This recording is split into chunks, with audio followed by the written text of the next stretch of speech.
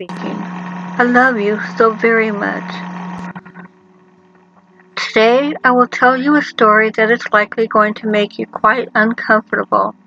However, there is an important point to this story, as will be revealed later in the message. Or perhaps you will realize the point yourself during the story. Imagine there is a land called Discrimination Land. In Discrimination Land, it is socially acceptable to say in public that black people are the source of society's problems.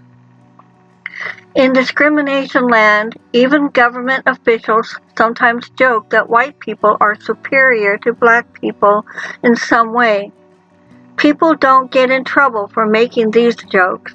In fact, many white people see it as charming when someone jokes that white people are superior to black people in some way. If a black person were to speak out against this, it would be the black person speaking out who would be seen as doing something inappropriate. Conversely, in Discrimination Land, white people are less accepting of jokes about black people being superior to white people in some way. White people are generally fine with jokes about black people being stupid, but not with jokes about white people being stupid. In Discrimination Land, some black people are loved and respected, including by white people. However, just an average black person, without anything special going for him, is sometimes treated as suspicious until proven innocent, just because he's black. It is socially acceptable to say that you crossed the street because you saw a black person walking towards you and you felt unsafe. Most people subconsciously see black people as inherently not having any value and as only having value if they can do or produce things. Meanwhile, most people subconsciously see white people as inherently having value. Consequently, there are a lot of resources and organizations that are openly saying that they are only helping white people, while there are very few black-only resources and organizations. There is also much more government funding for help-only white people organizations than for help-only black people organizations. In Discrimination Land, social clubs for exclusively white people are seen as completely legitimate and understandable.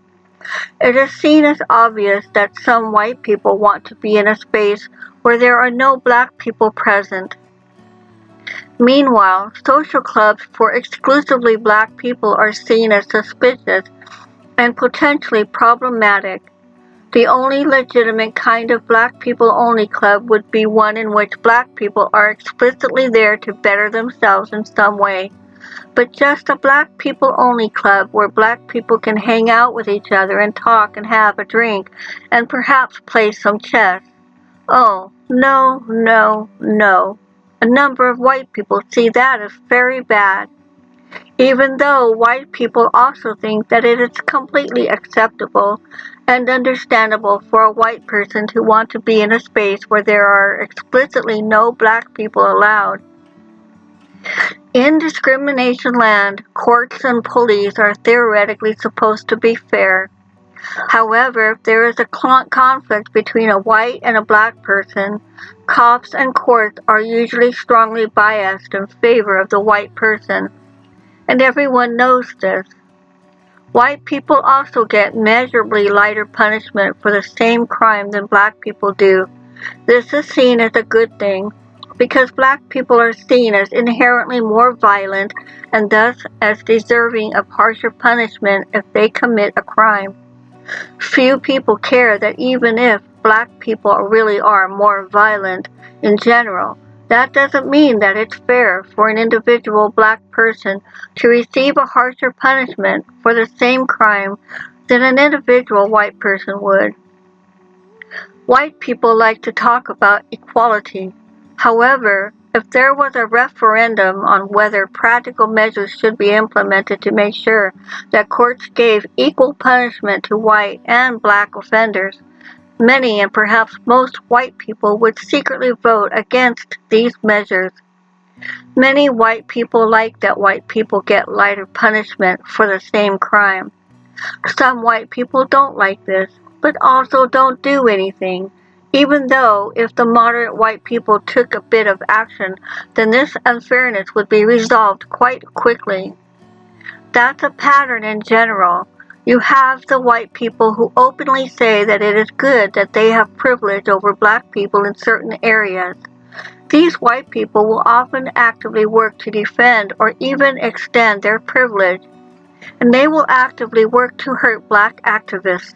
And then you have the moderate white people who acknowledge that it is unfair, but they don't take any action to change things, and they also don't support initiatives by black activists.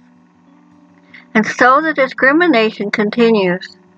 White people may be willing to help an individual black person if that individual is particularly well-liked or seen as valuable.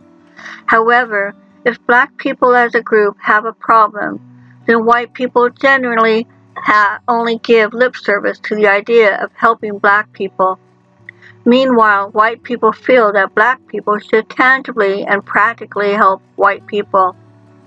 Even if the problem that black people face is clear systemic discrimination against them, white people will generally only give lip service to the idea of helping them.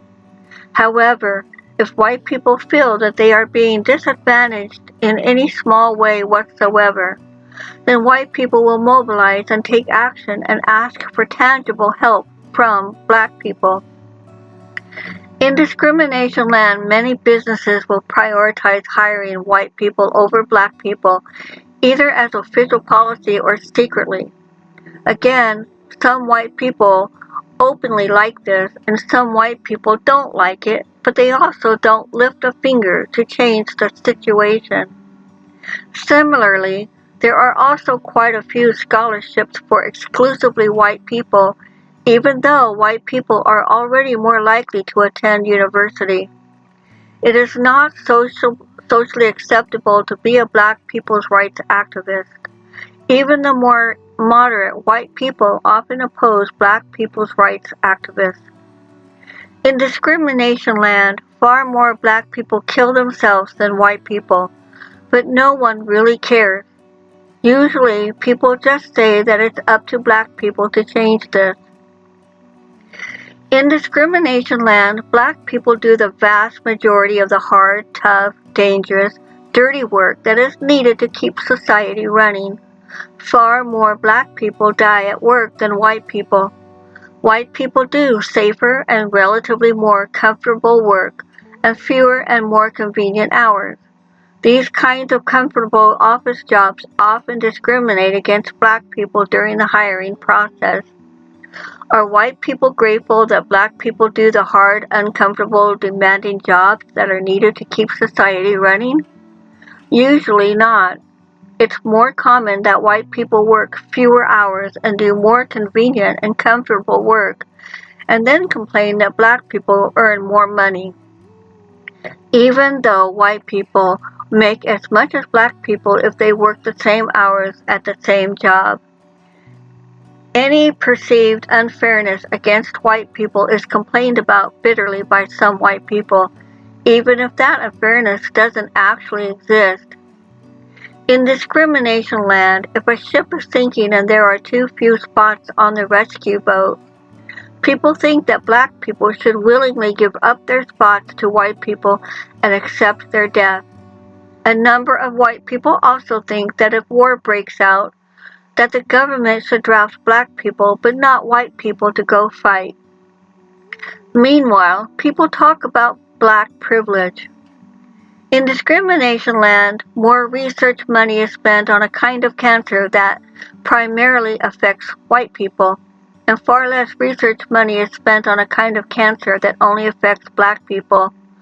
Despite this, many white people insist that they are victims and that society is rigged to benefit black people.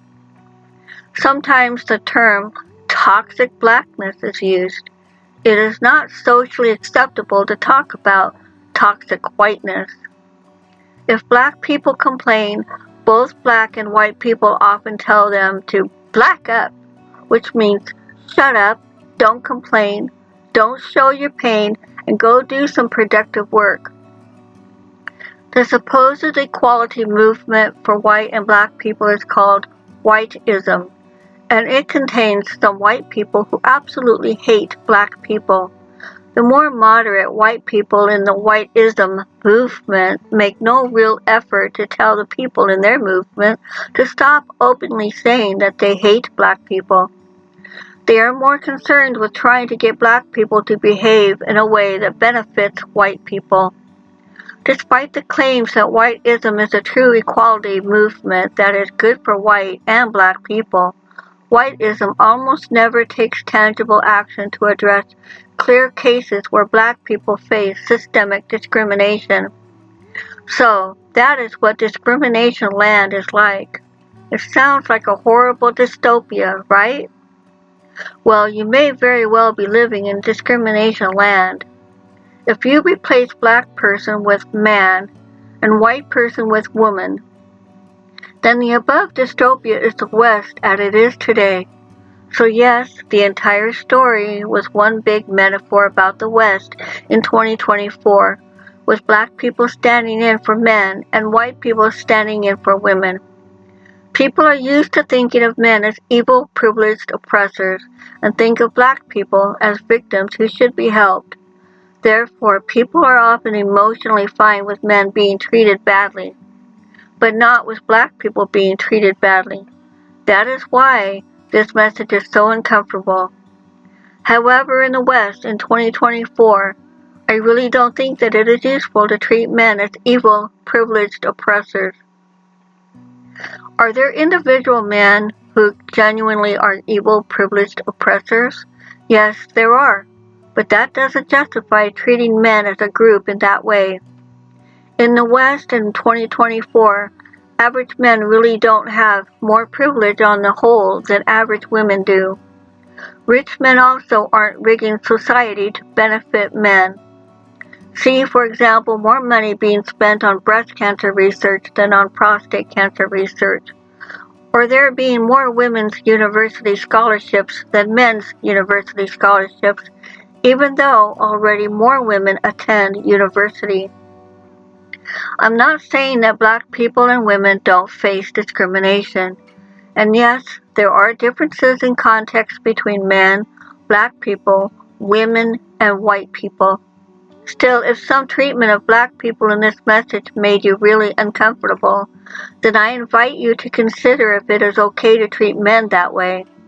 Because I really don't think it is helpful to treat people more harshly, in this case, men, just because they were born into a certain group. With respect to some parts of my message, people might want to argue. It is understandable to treat men more harshly because men statistically commit more crimes. Well, poor, illiterate immigrants who come from a completely different culture will statistically commit more crimes too than native-born citizens. So should we also treat these immigrants more harshly than native-born citizens? See, immediately it becomes uncomfortable again, at least to some people. Personally, I'm in favor of saying that if anyone commits a crime, be they a man, an immigrant, a Muslim, a Jew, or whoever, then hold that individual accountable. But don't treat the entire group harshly just because that group as a whole is allegedly more likely to do bad things. Hence, don't give an individual man a harsher sentence for the same crime just because men as a group are seen as more violent than women. Now yes, despite all this, I completely acknowledge that society is harsh and unfair and awful towards women. And I am sorry, my beautiful sisters. You indeed deserve to be treated so much better than you are. However, average men aren't treated any better by society than you are. Saying that the problem is the patriarchy is in practice often just a roundabout way of engaging in whiteism, to use my earlier metaphor for feminism. The solution for women isn't fighting men or trying to outcompete men or trying to demasculinize men. The solution for women is to come together with men and to actually work together for the common good, and that includes doing more than giving lip service to the idea of changing areas where women are unfairly privileged over men. From my perspective, it's a bit shocking that some women have great ideals and are very warm towards men they like, but are cold and callous and uncaring towards average men, and wouldn't even vote to end pro-female discrimination if someone created a referendum for that. Obviously, this isn't true for all women, but it is true for a pretty substantial number of women. Think back to discrimination land earlier. Do you think that there can be a white person who has reached the highest levels of spiritual attainment, who never spends a little effort to help a black person, and who never speaks out against the unfairness and benefits her group and hurts black people? I don't think so. I think in this case, such a white person is either still dealing with her own trauma, fair enough, or she is in separation consciousness. Because if she genuinely was in unity consciousness and indeed saw black people, men, as being part of herself, then she would at least occasionally spend a little effort to help a black person or speak out on their behalf. Or alternatively, you can either adopt the traditional feminine mindset, where your role as a woman is to be modest and respectful towards all non-criminal men, and to obey and support and love and cherish and provide housekeeping and sex to your husband, and to give your husband authority over your family and over society. As a traditional woman, don't divorce your husband just because you're not happy, and then take half his stuff. If you fulfill the traditional feminine role, then it's not inconsistent to have the attitude that men should fix their own problems and fix the problems of society besides.